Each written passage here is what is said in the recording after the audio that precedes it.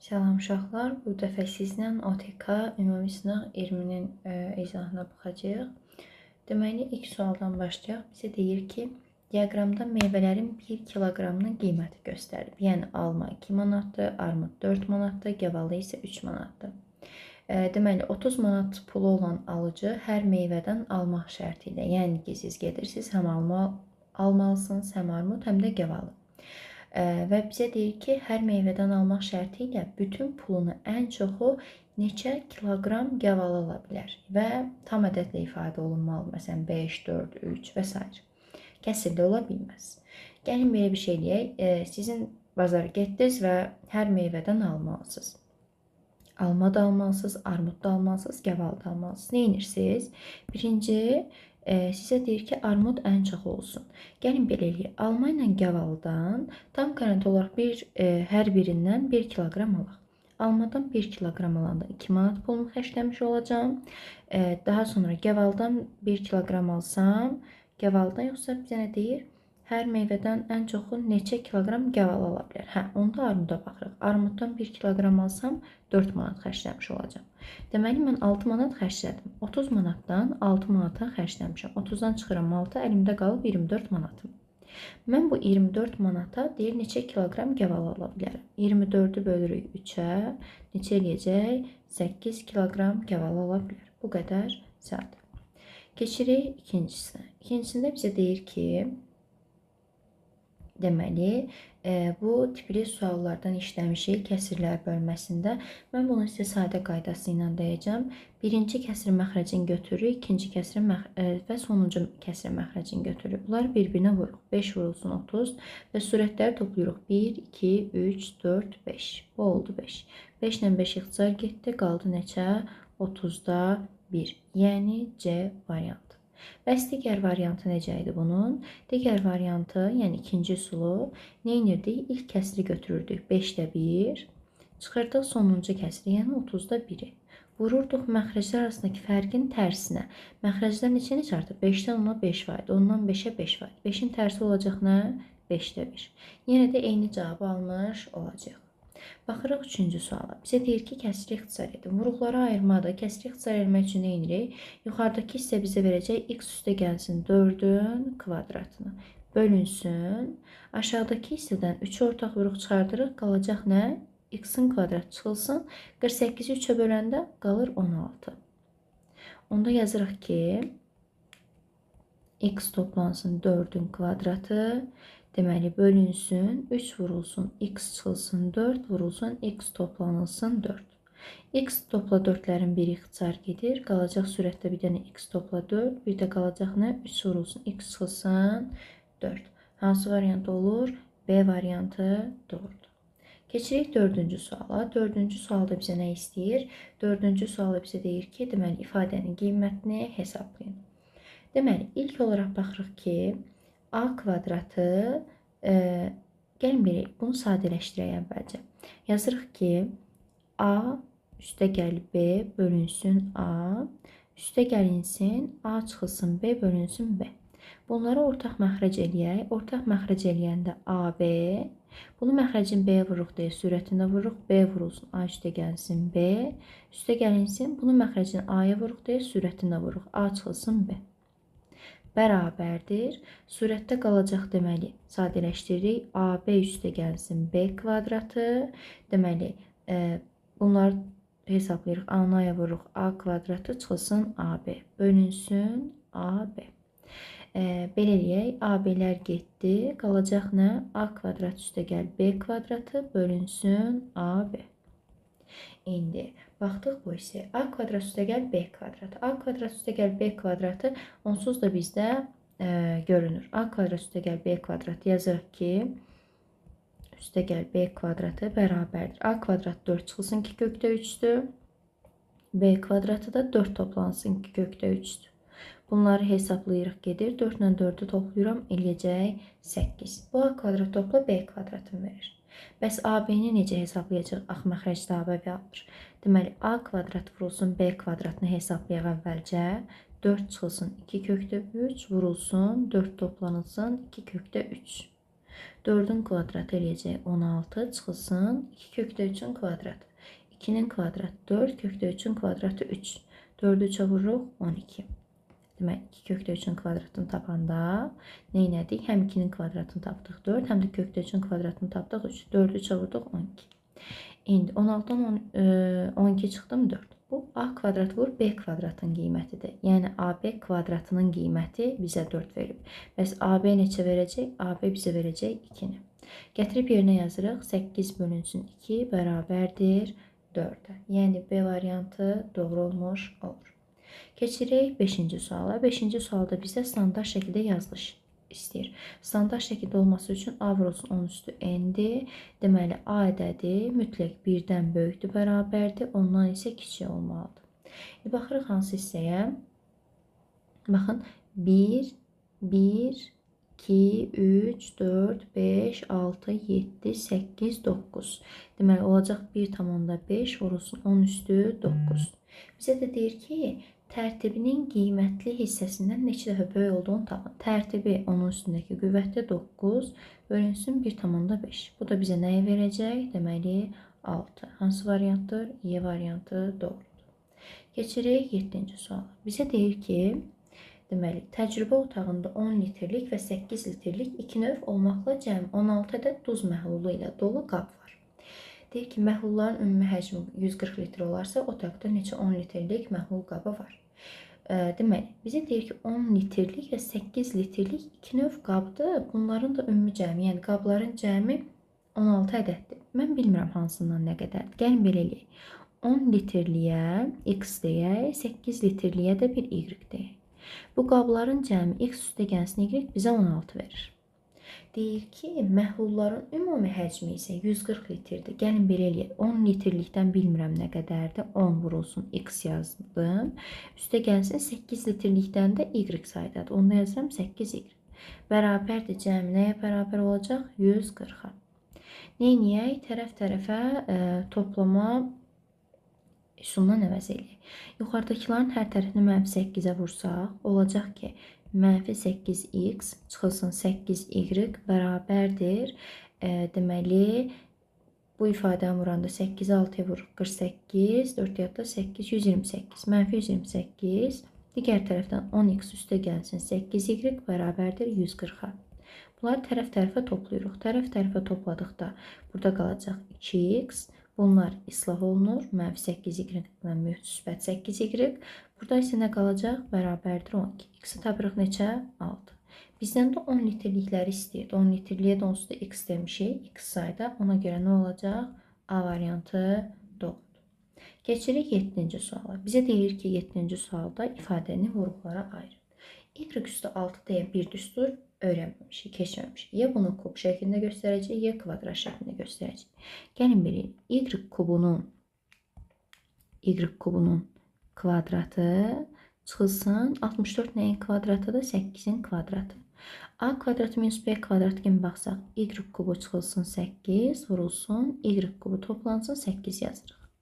Daha sonra bunların hər birini vurğulara ayırıq. Y kubu çıxılsın 8 nəyin kubudur? 2-nin kubu.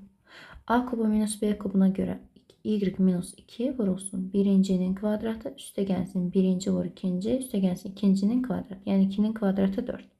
Digər tərəfdən y kubu toplansın 2-nin kubu. Bərabərdir. Olacaq y plus 2 vurulsun. Birincinin kvadratı çıxılsın. Birinci ilə ikincinin hasili toplansın ikincinin kvadratı. Bunların hər birinin hasıl şəklində olduğu hansı variantdır?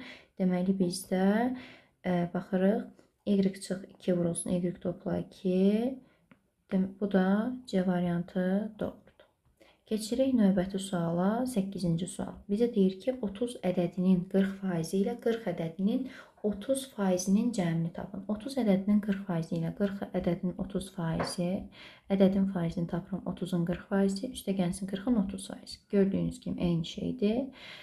Onlar da 12 eləyəcək. Sıfırları silirəm. Buradan da sildim. 12 üstə gəl 12, 24. Hansı variantdır? Deməli, C variantı doğrudur. Keçirik 9-cu suala. 9-cu sualda bizə deyir ki, M və P-nin qiymətini tapın. M nədir? X çıxılsın 1 bölünsün X. Bu tipli misallarda hər tərəfi X-ə bölək. Hər tərəfini X-ə bölürəm. Hər tərəfini x-a böləndə x kvadratını x-a bölürəm x. Bu ifadəni bölürəm, çıxılsın kökdə 7 bərabərdir. Bu çıxılsın 1 bölünsün x-i keçir digər tərəfə, müsbət 1 bölünsün x olur. İndi bunu da hesablayanda yazırıq ki, x çıxılsın 1 bölünsün x bərabərdir kökdə 7-yə. Bunu bu şəkildə yazdıq. Bir də var x kvadrat üstə gəlsin 1 bölünsün x kvadrat bərabərdir. X üstə gəlsin 1 bölünsün x-in kvadratı. Çıxılsın 2 vur x vurulsun 1 bölünsün x. X üstə gəlsin 1 bölünsün x. Bu şəkildə yazsaq bizdə üstə gəli yoxdur. Gəlin çıxmayla yazaq. Deməli yazırıq ki, x çıxılsın 1 bölünsün x-in kvadratı. Üstə gəlsin 2 vurulsun x vur 1 böl x. X çıxılsın 1 bölünsün x bizə verir kökdə 7. Kökdə 7-nin kvadratı olacaq 7. Üstə gəlinsin. Bunlar da getdi 2. Bərabərdir 9-a.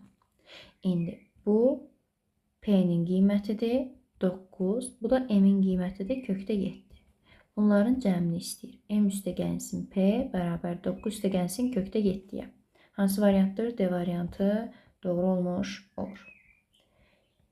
Keçirik 10-cu suala. Bizə deyir ki, Azərbaycan Respublikasının dövriyədə olan bütün əskinaslarının, yəni kağız pullarının hərəsindən birini seçib qutuya yığdılar. Bu qutudan təsadüfən seçilmiş bir əskinasın 500 manatlıq və ya 200 manatlıq olması hadisəsinin ehtimalını tapın. Deməli, uşaqlar, hansı kağızla pullarımız var? 1, 5, 10, 20, 50, 100, 200 və 500. 1, 2, 3, 4, 5, 6, 7, 8. 8 dənə pulumuz var. Burada və ya var. Və ya varsa ehtimallar toplanılır. Gəlin belə eləyək. 8 dənə ümumi pul var və onun içərisindən 500 manatlıq çıxma ehtimalı 1 dənədir.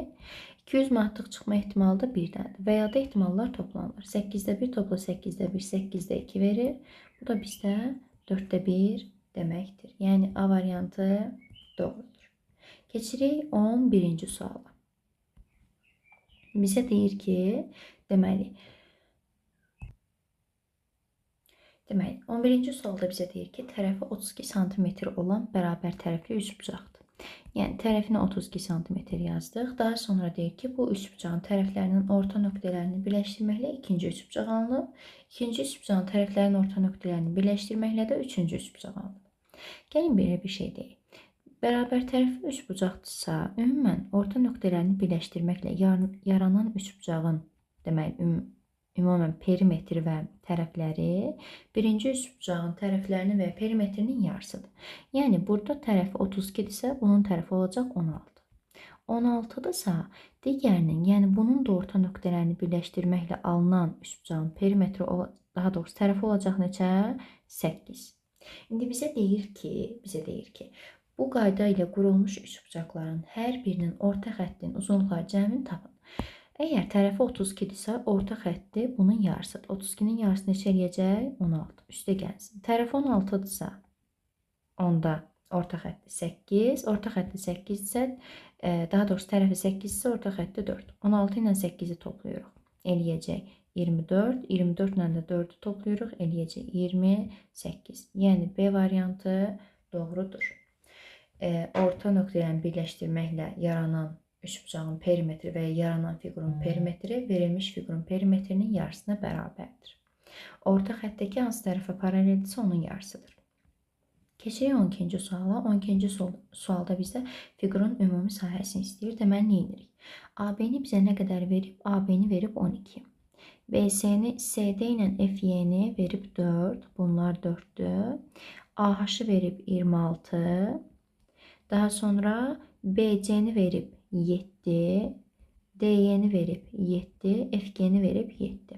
Bizdən fiqurun sahəsini istəyir. Neyniyək? Bu fiqurun sahəsini tapmaq üçün hissələrə bölək. Gəlin birinci, baxın, buradan belə çəkək, düz xətti çəkib tamamlayaq. Burada bir düzbucaqlı yaranır. Düzbucaqlının sahəsini tapmaq üçün n uzunluğuna vururuq. S1 bərabərdir 12 vururuq 7-yə. 12-ni 7-yə vurduqda bizə verəcək, deməli, 84. Bu birincinin sahəsi. Bu verilmiş, baxın, bu düzbucaqlının sahəsi. Keçirəm digər tərəfə. Digər tərəfdə başqa bir fiqur yaradıram. Buradan da yenə aşağı endirirəm, bir düz bucaqlı yaratdım. Əgər ümumi 12 idisə, 12-nin daha sonra hansı hissəsi var? DC-ni bizə veriblər. DC-ni də 4 veriblər. Aha, bu hissədə 4-dür. Əgər ümumi 12-dir və bura qədər 4-dürsə, deməli bura qalacaq neçə? 8. Onda S2 bərabər 8-i 7-yə vuran neçə eləyəcək? 56. Bu balaca fiqurun sayəsində 56 aldıq. Və burada bir düzbucaqlı trapesiya yaranıb. Gəlin belə eləyək. Bura 7-dirsə, bu aşağı da 7-dir. Bura 7-dirsə, aşağı hissə də 7-dir. Ümumi 26 idi. 26. 26-dan 14-ü çıxıram, bura qalacaq 12. Düzbucaqlı trapesiyanın sahəsi nəyə bərabərdir? Ümumən trapesiyanın sahəsi S bərabərdir. Oturacaqlar cəmi A topla B bölü 2 vurulsun H.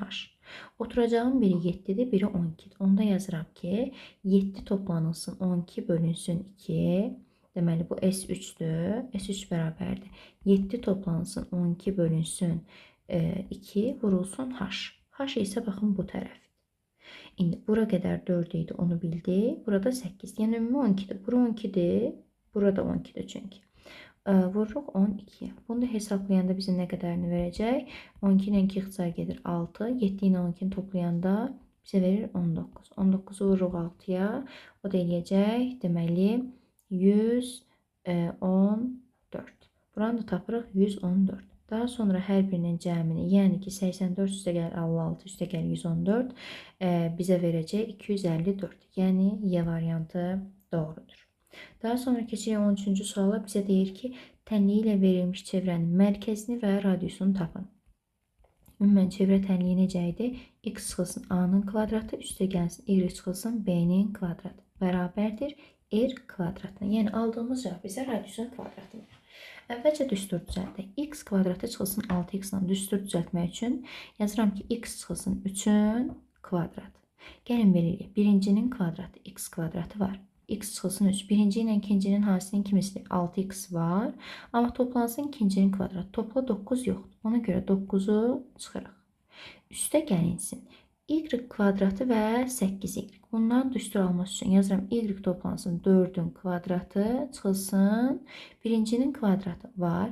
Birinci ilə ikincinin hansının kimisi var. Topla ikincinin kvadratı. 4-ün kvadratı. 16 yoxdur. Ona görə çıxıram nəyi? 16-nı. Çıxılsın 11 bərabərdir 0. Onda yazıram x çıxılsın 3-ün kvadratı. Üstə gəlsin y çıxılsın 4. Toplansın 4-ün kvadratı. 9 ilə 16 25, 25 ilə 11 isə eləyəcək 36. Bu isə də mənfi 36 edir. Keçir digər tərəfə müsbət 36. Mərkəzi nöqtələrini götürsək 3 və mənfi 4. Çünki biz işarələrin əksini götürürük. 3 mənfi 4 mərkəzi nöqtəsidir. R-in kvadratı 36-dırsa, radiusu nəyə bərabərdir? 6-ya. Hansı variantdır? Deməli, D variantı doğrudur. Keçirik növbəti suala. 14-cü sualda deyir, köklərdən biri kökdə 5 olarsa, Viet teoreminə görə baxırıq ki, 14-cü sualda x1 toplansın x2 bərabərdir mənfi b bölünsün a. B-si burada müsbət kökdə 5-dir və biz əksini götürürük, yəni mənfi kökdə 5. Köklərindən biri də deyir nədir? Müsbət kökdə 5. Müsbət kökdə 5 üstə gəlsin x2 bərabərdir mənfi kökdə 5-ə. Onda x2 bərabərdir 2 kökdə 5-ə. Mənfi 2 kökdə 5-ə. Mənfi kökdə 5-dən kökdə 5 çıxdıq, mənfi 2 kökdə 5. Bunu belə yazdıq. Daha sonra baxırıq ki, bizdən K sabitini istəyir. K nədir orada? Tənliyin köklərinin hasili. Yəni x1 vurulsun x2-dir. x1 deməli mənfi kökdə 5-dir. Daha doğrusu müsbət kökdə 5-dir.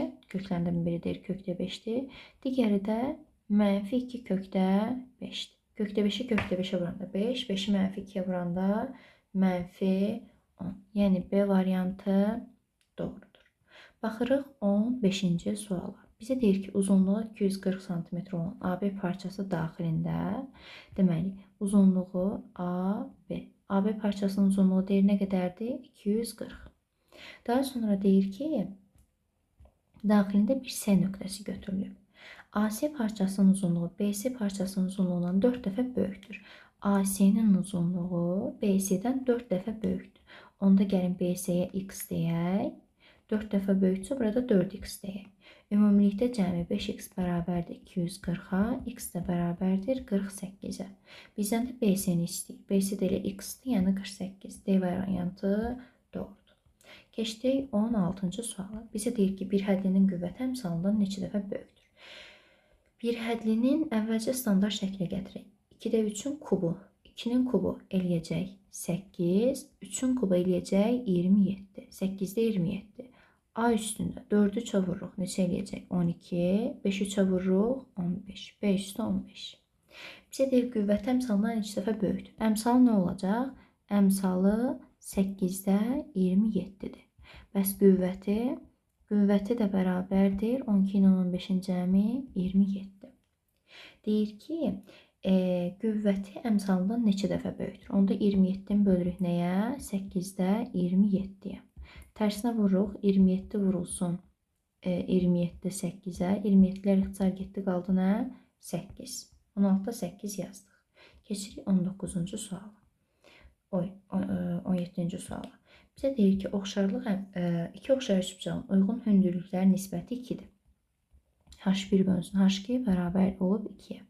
Deyir, bu üçbucaqların tənbölənlərin nisbəti ilə uyğun medianlar nisbəti cəmini tapın. Oxşarlıq qaydasına keçmişik ki, hündürlüklər nisbəti, medianlar nisbəti oxşar üçbucaqda, tənbölənlər nisbəti, tərəflər nisbəti, perimetrlər nisbəti, A1-in A2-yə nisbəti, perimetrlər nisbəti, radiuslar nisbəti, bu fərq eləmir, böyük yerdə, kiçik yerdə, hamısı müəyyən bir qaydədir.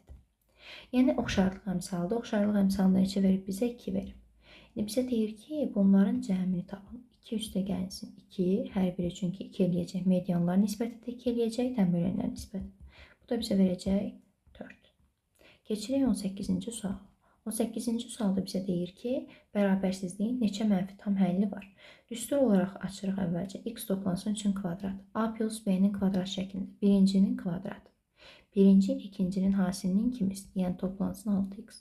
Toplansın ikincinin kvadratı, toplansın 9. Böyükdür. X-i x-ə vuruq. X kvadratı çıxılsın 3x, toplansın 5x. Yəni ki, toplansın 2x-i verəcək. Hətta istəyirsiniz belə də yazın. Çıxılsın 3x, 5x-ə vururum, toplanılsın 5x. 5-i mənfi 3-ə vururum, çıxılsın 15, çıxıq 8. İndi bu x kvadratları gedəcək. Çünki bu müsbətdir, keçir digər tərəfə mənfi olur. Qalacaq 6x, bu mənfi 3x, bu 5x, toplansın 2x eləyir. 2x-i keçirik digər tərəfə, 6x-dən 2x çıxırıq, 4x böyükdür. Bu müsbət 9, keçir digər tərəfə olur, mənfi 9. Mənfi 15 çıxılsın 8 eləyəcək, mənfi 20, deməli 3, mənfi 23-dən də çıxırıq 9-u, 4x böyükdür, mənfi 32, x də böyükdür, mənfi 8. Mənfi 8-dən böyük neçə dənə mənfi ədəd var? 7 dənə. Mənfi 8 daxil deyil, mənfi 1, mənfi 2, mənfi 3, mənfi 4, mənfi 5, mənfi 6 və mənfi 7. Mənfi 8-dən böyük mənfi ədədlərdir. Yəni, cavab olacaq 7 dənə həlli var. Keçirik 19-cu suala. Bizə deyir ki, diagonalının uzunluğu 400, kökdə 450 olan kvadratın tərəfinin uzunluğunu tapın. Kvadratın ümumən diagonalı hansı düsturla tapılır? A kökdə 2. A kökdə 2 bərabər olub kök altında 450-yə. Neyniyək? A kökdə 2 bərabər 450-nin kökün altında parçalayaq. 225 vurulsun 2 deməkdir. 225-dən kök çıxır. A kökdə 2 bərabərdir. 15 kökdə 2 edir. 15 kökdə 2 edirsə, deməli tərəf nəyə bərabərdir? 15-ə. Onda tərəf A-nı yazırıq 15. Və bizdən tərəfin uzunluğunu istəyirdi sadəcə 15. 20-ci sual. 20-ci sualda bizə nə deyir? Deyir ki, əbob n topla 2, n topla 3 bərabərdir n çıxılsın 7-yə. N topla 2 ilə n topla 3. N-in yerinə istənilən natural ədədi yazsaz, məsələn 1 topla 2, 3, 1 topla 3, 4. Ardıcıl natural ədədlərdir. Ardıcıl natural ədədlərin qarşılıqlı sadə ədədlər olduğuna görə əbobları 1-ə bərabərdir. Onda yazıram n çıxılsın 7 bərabərdir 1, n bərabərdir nəyə? 8-ə. N-i 8 tapandan sonra gətirib yerinə yazıram. Əkob 8 topla 2 eləyəcək 10. N-in yerinə 8 yazdım. 8 topla 3 eləyəcək 11. 10 ilə 11 qarşılıqlı sadə ədədlərdir. Qarşılıqlı sadə ədədlərin əkobu onların hasilidir. 11 ona vururuq eləyəcək 110. 21-ci sual. Bizə deyir ki, ABCD dördbucaqlısında AM 5'dir. AM haradır? 5'dir. AD 14'dür.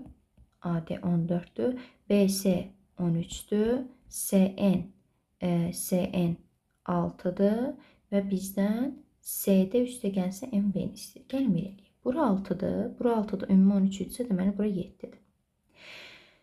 Bunlar ayrı-ayrı çevrəyə toxunanlardır və toxunanlar toxunma nöqtələrinə qədər məsafəsi bərabərdir. Bura 7-dirsə, burada 7-dir. Bura qədər bu toxunan 5-dirsə, deməli eyni nöqtədən çəkilən toxunanlar toxunma nöqtələrinə qədər məsafələri bərabərdir. Burada 5-dir.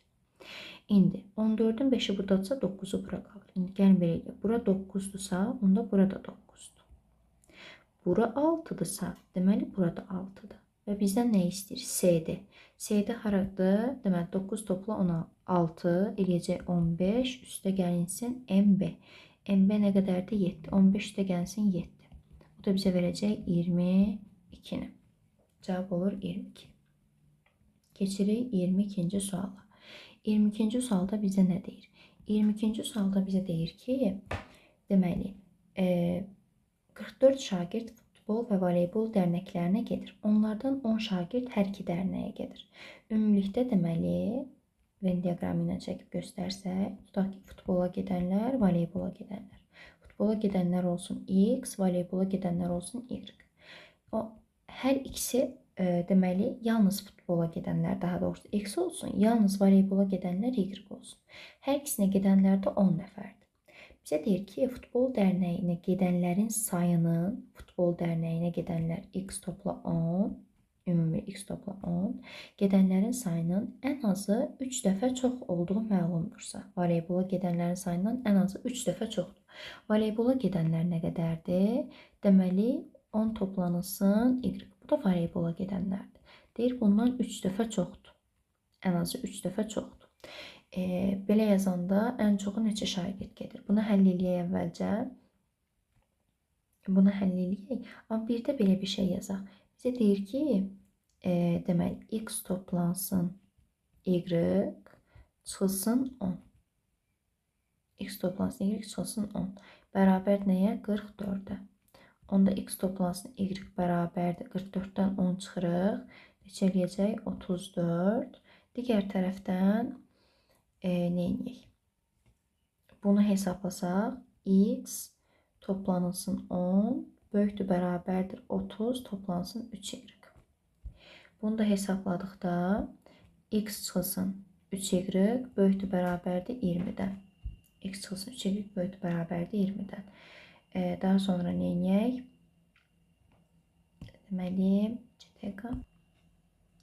Deməli, buradan əgər X-i tapmaq istəsəm, X bərabər olacaq 34 çıxılsın Y-qa, gətirib yerinə yazıram. 34 çıxılsın Y çıxılsın 3Y, böyükdür bərabərdir 20'dən. Ondan sonra yazırıq ki, bu mənfi 4 Y eləyir, bu müsbət 20'dir. Keçir digər tərəfə 14, böyükdür bərabərdir 4, deməli Y-dan. Bu da keçir digər tərəf 14, böyükdür bərabərdir 4 Y-dan. Bizə deyir ki, voleybol dərnəyinə ən çox neçə şagird gedir? Onda 14'ü bölürük 4'ə 3 tam 4'də 2 eləyir. Böyükdür bərabərdir Y-dan. İndi bunu da böyük olduğu Y-ə ən çox neçə verə bilərik? 3 verə bilərik. Y-ə 3 versək, olacaq 10 üstə gəlsin 3 bərabərdir 13 şagird. Daha sonra gəlirik 23-cü suala. 23-cü sualda bizə nə deyir? Deyir, simmetriya oxunun tənliyi X bərabərdir 1'dir. Simmetriya oxu dedikdə nəyi nəzərdə tuturdu? M bərabərdir mənfi B bölünsün 2A'dır. Simmetriya oxu deyəndə X bərabərdir M-dir. Deməli, bunun M-i, yəni təpə nöqtəsi X nəyə bərabərdir? 1'ə. İndi gəlin belə eləyək. Simmetriya oxuna görə, simmetriya oxu tən ortadadır. Orta nöqtənin koordinatını tapanda nə edirdik? Bax, bu x1, x2 parçasının orta nöqtəsini tapırıq, tutaq ki. x1 toplansın x2 bölünsün 2. Nəyə bərabərdir? 1'ə. Onda x1 toplansın x2 bərabərdir. 1'i 2'yə vururuq. 2'yə bərabər olmuş olur. Deməli, bu x1 topla x2'nin qiyməti də 2'dir. Daha sonra bizə deyir nəyi? X1 vurulsun x2. Tənlik belədir. fx bərabərdir x kvadrat toplanılsın bx toplanılsın c. B bizə x1 topla x2 bizə mənfi b-ni verir. Mənfi b-ni verirsə, deməli, əgər mənfi b 2-yə bərabər imişsə, onda b nəyə bərabər olacaq? Mənfi 2-yə. B-sini götürdük, mənfi 2. B-sini mənfi 2 götürəndən sonra c var bizdə. C nədir? x1 vurulsun x2. x1 vurulsun x2 də bərabərdir c-yə. Biz parabolada C nəyə deyirdik? Y oxunu kəsdiyi nöqtə. Deməli, C-si də bərabər nəyə? Mənfi 3-ə. C-ni də tapdıq, mənfi 3. İndi tənliyi həll eləyək. x1-in kubu üstə gəlsin, x2-nin kubu. Bunu müxtəsər vurma düsturunun əlavəsi ilə yazaq. x1 üstə gəlsin, x2-nin kubu, çıxılsın 3 vurulsun x1, 3 vurulsun x1, x2, vurulsun x1 toplansın x2. Deməli, topla B, topla C bərabərdir. x1 topla x2 bizə verəcək. Deməli, 2, 2-nin kubu 8, çıxılsın, 3 vurulsun x1, x2. x1, x2 bizə nəyi verdi? C-ni, yəni mənfi 3-ü. Vurulsun x1 topla x2 də nəyi vermişdi? 2-ni. Çıxılsın, toplanılsın B. B-si oldu mənfi 2. C-si də nə oldu? Y oxunu kəsdiyi nöqtə. Toplanılsın mənfi 3. Bunu hesablayırıq əvvəlcə. 3-ü mənfi 3-ə vururuq. Mənfi 3-ü mənfi 3-ə vururuq. Daha doğrusu mənfi 9, mənfi 9-u 2-yə vururuq. Elədi, mənfi 3-ü mənfi 3-ə vururuq. Mənfi 9, mənfi 9-u 2-yə vururuq. Mənfi 18, 8 çıxılsın. Mənfi 18, çıx 2, çıx 3. Bu eləyəcək 26, 26-dan 2 çıxırıq. 24, 24-dən də 3 çıxırıq. Eləyəcək 21. Keçirik 24-cü suala. 24-cü sualda deməli bizə deyir ki, məhəllənin abadlaşdırılması layihəsi çərçivəsində böyüklər üçün iti bucağı 60 dərəcə olan romb formalı və ona bitişik bucaqlar bitişik və ona bitişik uşaqlar üçün bərabər tərəfli 3 bucaq formasında meydança inşa etdilər. Bütün meydançanın sahəsi 75 kökdə 3 olarsa, AD tərəfinin uzunluğunu tapın. Gəlin belə eləyək. Deməli, iti bucağı 60 dərəcədir. Buranı 60 götürdük. Bura 60-dır, rombdur. Deməli, bura 120-dir. Hər tərəf burası 60-dır. Burası 120-dir. Burası 60-dır. Deməli, bərabər tərəfli 3 bucaq şəklindədir. Rombdursa əvvəlcə hər tərəfi eyni olacaq. X, X, X. Sonra bu bərabər tərəfli 3 bucaq deyil. Yenə hər tərəfini X verdik. Bizə deyir ki, bütün meydançanın sahəsi 75 kökdə 3-dür. Bütün meydançanın sahəsi. Deməli, nə ilə hesablayaq? Bərabər tərəfli rombun sahəsini hesablayaq əvvəlcə. Rombun sahəsini hesablayanda A kvadratı sinus alfa düsturundan istifadə edə bilərik. A kvadratı sinus alfa düsturundan istifadə eləsək. Amma sizə başqa şəkildə də yaza bilərdik. A kvadratı sinus alfa olsa x kvadratı vurulsun sinus 60. Sinus 60-da neçədir? X kvadrat vurulsun kökdə 3 bölünsün 2. Bir bu şəkildə yaza bilərəm. Üstə gəlinsin. Bu hələ rombun sahəsidir. Üstə gəlsin bərabər tərəfli 3 bucağın sahəsi. Bərabər tərəfli 3 bucağın sahəsi də A kvadrat kökdə 3 bölünsün. Deməli 4 düsturu ilə hesablanır. Bunları hesablayanda tərəfi də x vermişik. X kvadrat kökdə 3 bölü 4. Onda yazıram ki, x kvadrat kökdə 3 bölünsün 2. Üstə gəlinsin x kvadrat kökdə 3 bölünsün 4. Bərabər olub 75 kökdə 3-ə. Bunları ortaq məxrəc eləyib hesablasaq. Bunu 2-yə vururuqsa, bunu da 2-yə vururuq. Onda olacaq 4 vurulsun. Bu 2x kvadrat kökdə 3-dür. Üstünə gəlib x kvadrat kökdə 3-ü. Yəni 1x kvadrat kökdə 3. Eləyəcək 3x kvadrat kökdə 3 bərabərdir 75 kökdə 3-ə. İndi kökdə 3-lər getdi. 3x kvadratı bərabərdir 75 vurulsun 4. X kvadratı bərabərdir. Bizə verəcək 100-ü. X kvadrat 100-dürsə x 10-dur. Tərəfini 10 tapdıq. Bizdən istəyir AD tərəfinin uzunluğu. AD də buradan bura qədərdir. Yəni ki, AD tərəfi olacaq 20. Daha sonra baxırıq nəyə? Daha sonra baxırıq, deyir kubun 2 üzü qırmızıdır, 1 üzü yaşıldır. Qalan üzlər də göydür. Kubun neçə üzü var? Kubun 6 dənə üzü var. Deyir 2 üzü qırmızıdır, ikisi qırmızı, 1 üzü yaşıl, bir üzü yaşıl və qalanları da göydür. 2 ilə 1 3, deməli 3 dənə də nə rəngdə var? Bir üzü yaşıl, qalanları da göy rəngdədir. Bizə deyir ki, göy üzlərinin sahələri cəmi 75-dir. Kubun bir üzünün sahəsi A kvadratıdır. 3 dənəsinin sahəsi 3A kvadrat bərabərdir 75-ə. Çünki deyir ki, göylərin cəmi 75-dir. 3A kvadrat 75-dirsə, A kvadrat 25-dir, A da bərabərdir 5-ə. Kubun həcmini istəyir. Kubun həcmi hansı düsturdan tapılır? A kubu. V bərabərdir A kubu, yəni 5-in kubu da bərabərdir 125-ə.